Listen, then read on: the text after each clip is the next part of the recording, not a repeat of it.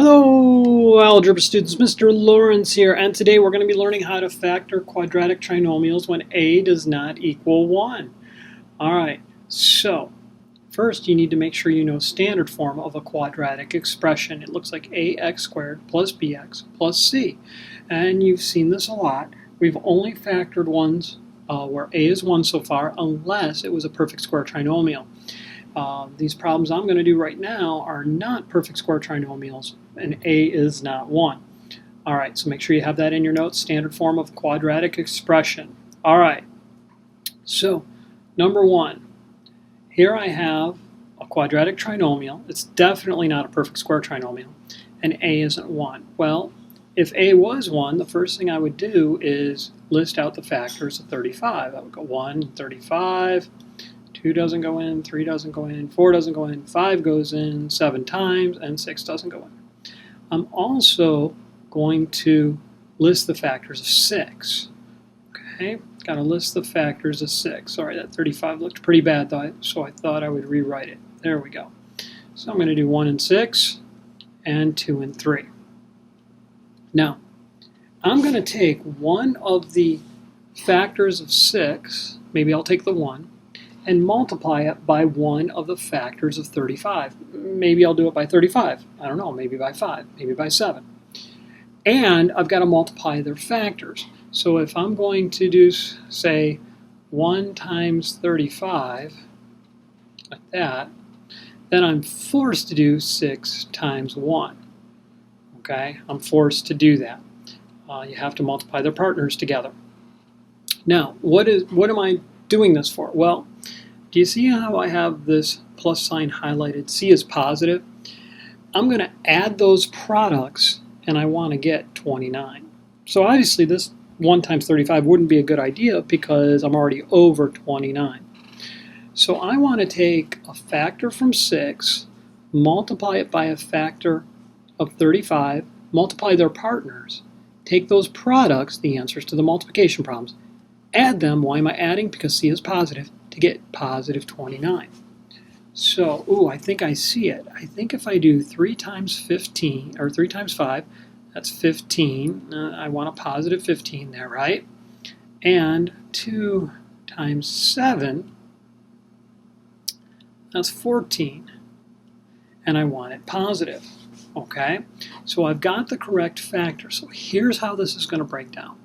I'm going to have two quantities.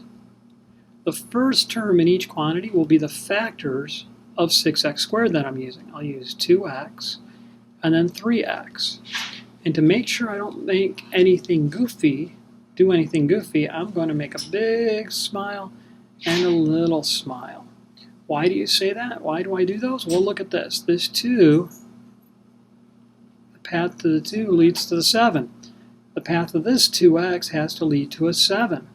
And I want it to be a positive 14, so it's got to be a positive 7.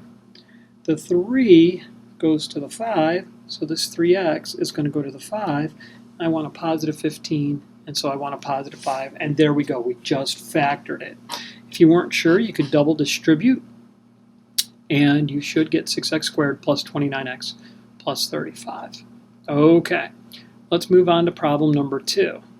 So I'm going to list the factors of 20, 1 and 20, 2 and 10, 4 and 5, and I'm done because there are no other whole number of factors. And of 2, I'm going to do 1 and 2. Now, I'm still going to add, but this time I want to get negative 13. Well, this is way easier than you think it is. Let me just get 13 first of all. Let me see, 2 times 5 is 10.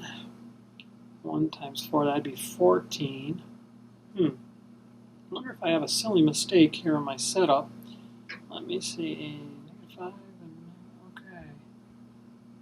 Oh, okay. Well, what about this? What about 4 times 2? That would be 8. 5 times 1 is 5. I want to add to get 13. The problem is I want negative 13. So how about if I add 2 negatives together? I'll just make them both negative, right?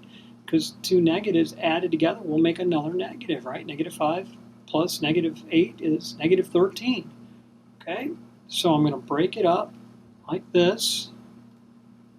have a 4x here, have a 5x here. Okay, I want the big smile and the little smile. All right, so let me see, what do I need here? The 4 travels to the 2, so this 4x travels to a 2, but I want a negative 8 when I multiply, so it better be a negative 2. The 5 goes to the 1, this 5 better go to a 1, but I want a negative 5, I want a negative 1. And there you go, it's factored. Now again, check it by double distributing. All right, it's a tiny bit different if that C term is negative. We're going to be subtracting in those cases.